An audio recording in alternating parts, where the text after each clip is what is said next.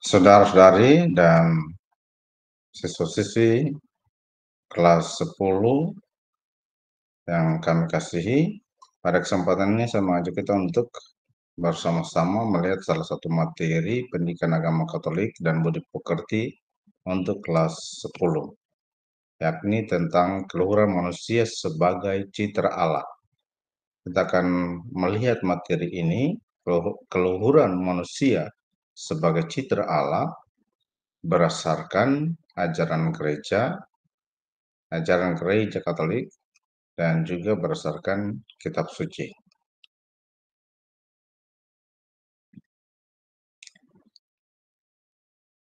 Pada kesempatan ini saya mengangkat salah satu masalah yang terjadi beberapa waktu ini, yakni masalah penganiayaan yang dilakukan oleh Mario Dandi terhadap David Ozora.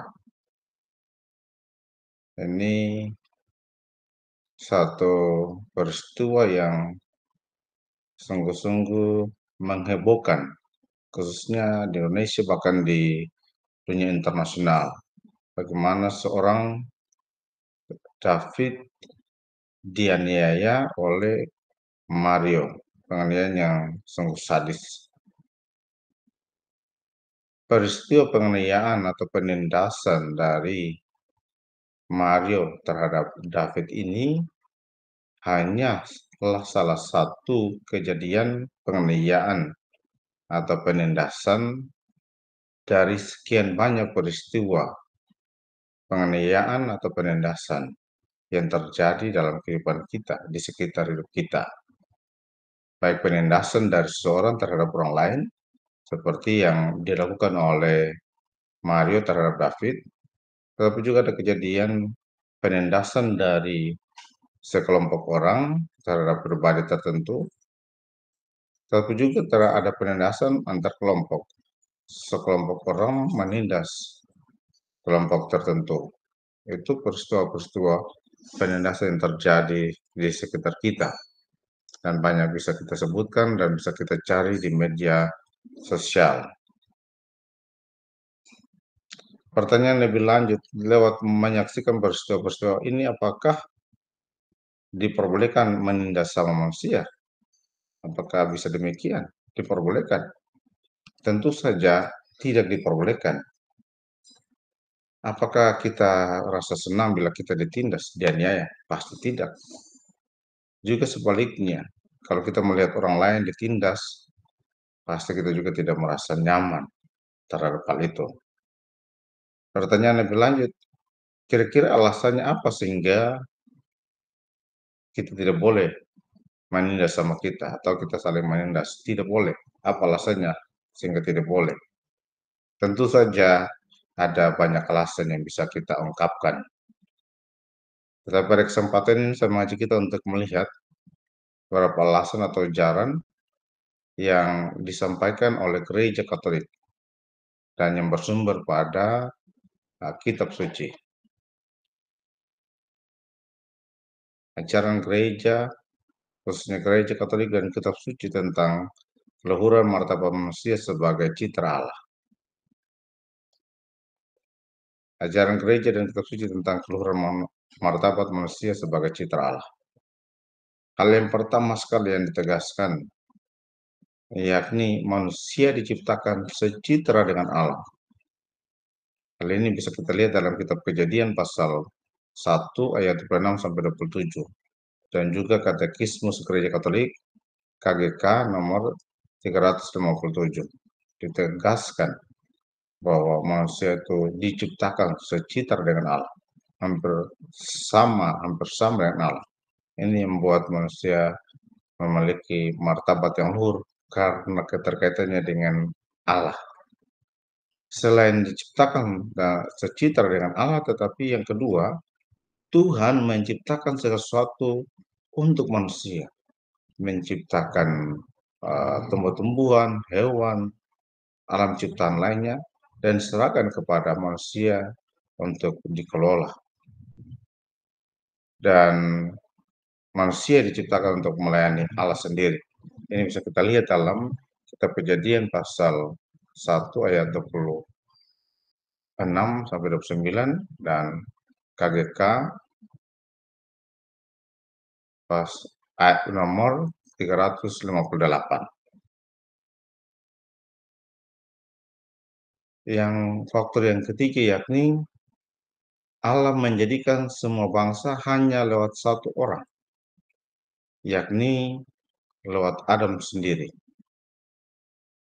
Dan dari Adamlah itu bisa hadir Hawa dan juga keturunan Kain dan Habel dan keturunan umat manusia selanjutnya. Itu kita bisa lihat juga dalam kitab-kitab Kejadian, tetapi juga ditegaskan juga dalam Kisah Para Rasul pasal 17 ayat 26. Karena faktor diciptakan dari satu manusia, diciptakan oleh Allah lewat satu manusia, maka sebenarnya kita adalah satu. Semua manusia adalah satu.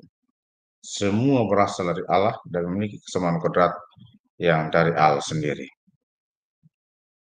Karena semua berasal dari Allah, maka kendati ada keanekaragaman dalam kebudayaan dan bangsa, semua manusia benar-benar adalah saudara dan saudari.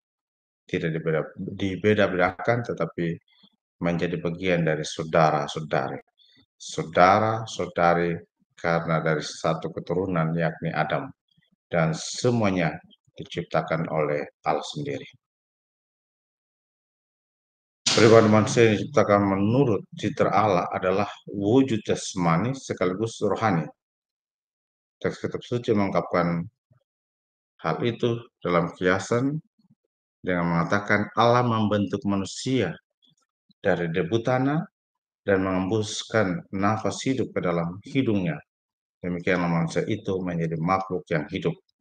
Jadi manusia itu ada unsur jasmani, yakni karena dilukiskan lewat terdiri dari debu tanah, tetapi ada unsur rohaninya, yakni nafas Allah yang dihembuskan ke dalam diri manusia. Ini ada aspek rohaninya.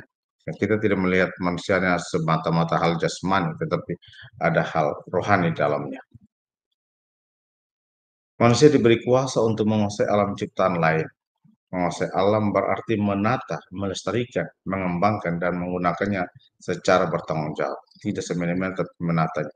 Apalagi alam ciptaan hewan, tumbuhan, itu dilestarikan. Apalagi kita sama manusia yang lain. Kita justru harus saling melestarikan, bukan saling membinasakan. Harus saling melindungi satu sama lain.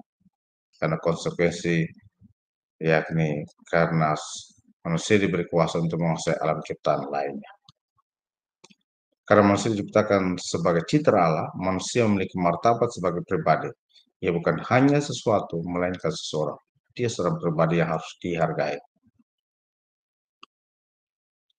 Persaudaraan sejati adalah persaudaraan yang dihayati atas dasar persamaan kodrat sebagai sesama ciptaan Tuhan. Dan persamaan kodrat sebagai citra Allah. Sebagai ciptaan Tuhan dan citra Allah, maka semuanya bersaudara. Seperti yang telah disinggung lebih awal. Karena diciptakan oleh Tuhan, ada persamaan kodrat, yakni sebagai citra Allah, maka kita semua membangun persaudaraan yang sejati. Persaudaraan sejati tidak membedakan orang berdasarkan agama, suku, ras, ataupun golongan, karena semua manusia adalah sama-sama umat Tuhan dan sama-sama dikasihi Tuhan. Maka setiap orang yang membenci samanya, ia membenci Tuhan, karena sama adalah bersumber dari Tuhan. Maka kalau kita membenci sama, maka membenci Tuhan. Begitu juga sebaliknya, karena sama kita adalah berasal dari Tuhan, maka kita mengasihi sama, berarti kita juga mengasihi Tuhan. Karena semua ajaran ini dari manusia sebagai cipta Allah, lalu diciptakan untuk diberikan kuasa untuk menguasai seluruh dunia, dan itu membuat maka tidaklah dibenarkan sama manusia saling menindas, malah sebaliknya harus saling melindungi.